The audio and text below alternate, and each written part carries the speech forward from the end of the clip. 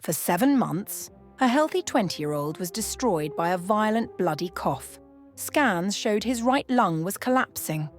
As a last resort, doctors removed it.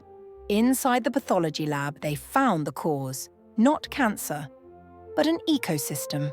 A 3-foot tapeworm was coiled in his airways. Worse, it had filled his lung with clusters of larval cysts, slowly dissolving the tissue for years.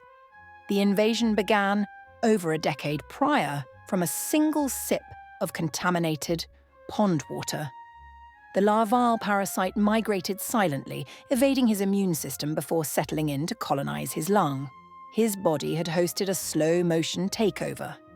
The cough was the final alarm of an occupation 2 decades in the making.